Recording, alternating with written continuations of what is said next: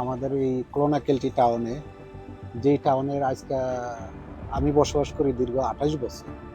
কারণ আমি যখন আসছিলাম ফার্স্ট এই টাউনে, তখন কোনো আমাদের কালারের কোনো লোক পাইনি। বাট আলহামদুলিল্লাহ এখন আমাদের কমিউনিটি অনেক প্রশস্ত এবং আজকে আমি যে পজিশনে আছি, আজকে আমি এখানে councillor as a mayoral councillor.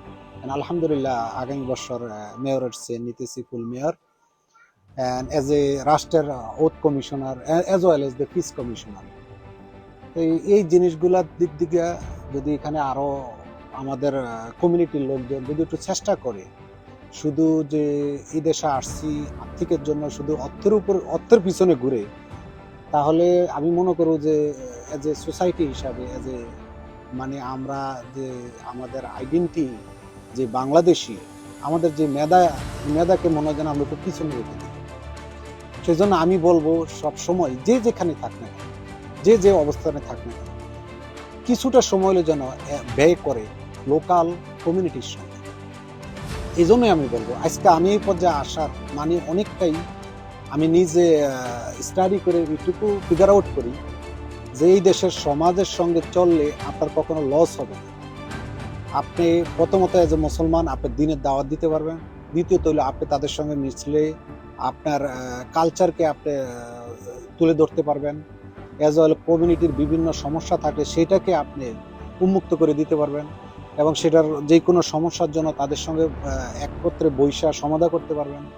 যেমন আলহামদুলিল্লাহ আমি ব্যক্তিগতভাবে যদি বলি, আমাদের আইল্যান্ডের অনেক গুণীগানী লোক আছে বিভিন্ন টাউনে, ওনারা চাইলে কিন্তু এইভাবে বিভিন্ন ভলেন্টিয়ারের সঙ্গে জড়িত হওয়া। যেমন এজ এ আমি এই দেশের মধ্যে টাইডি টাউন, যেমন আমরা গাছ রোপণের বিষয় নিয়ে, তারপরে আপনার রেড ক্রস, তারপরে আপনার darkness two lightness, it is a huge different কমিউনিটির সঙ্গে ইনভলভ। তারপরে দেন ওল্ড টাউন ফেয়ার, তারপরে স্টেট কার্নাভাল, থাউজেন্ডস অফ পিপল। তো এই ধরনের কিছু নতুন জিনিস আপনি যখন আবিষ্কার করবেন কমিউনিটিকে নিয়ে, অটোমেটিকলি কমিউনিটি আপনাকে হেল্পিং করবে। তবে একটা জিনিস মনে রাখতে হবে, আমরা কিছু দিছি তার জন্য ব্যাক চাবো, তার জন্য কখনো মাথায় না থাকে, ব্যাকটা অটোমেটিক চলে আসবে।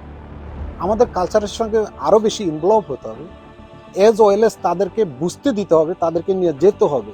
এই জন্য মোস্ট ইম্পর্টেন্টটা হলো যে আমরা ফ্যামিলিকে সময় দেওয়া। আমরা অনেকেই আসি এখানে, একটা সময় আমরা রিগ্রেট করি, আমরা আফসোস করি টানকে, যে শুধু টাকার পিছনে দৌড়াইছি। In the end of the day আমাদের ছেলে মেয়ে সন্তানেরা যখন বড় হয় দেখা গেছে তারা আমাদেরকে ইগনোর করে, তখন আমরা অনেক অসহায় হয়ে যাই। আমাদের এই জিনিসগুলোর উপর কাউন্টেবিলিটি থাকতে হবে, আমরা এটার উপর সিরিয়াস হইতে হবে। আমরা গাছ রোপণ করতে হবে, যে গাছ হবে আমাদের সন্তান, যে জেনারেশনের আমাদেরকে আরো উন্মুক্ত করে দিবে আমাদের সুনাম, আমাদেরকে আরো দূরে নিয়ে যাবে, ওগুলো চিন্তা থাকতে হবে। এর ভিতরে আমরা যতটুকু ফাউন্ডেশন করে দিতে পারি এটি হলো আমাদের জন্য বোনাস, তাদের জন্য বোনাস। সুতরাং আমাদের কালচারটাকে আঁকড়ে ধরে রাখার জন্য আমরা সকলে মিলে সম্মিলিতভাবে আমরা এটাকে আরো বেশি এফোর্ট দিতে হবে, কাজ করতে হবে। সো এই জিনিসগুলো আমাদের সকল ভাই বোন দেশি সবার কাছে অকল আবেদন, যেন আমরা সকলে এই জিনিসটার উপর একটু সিরিয়াস হই।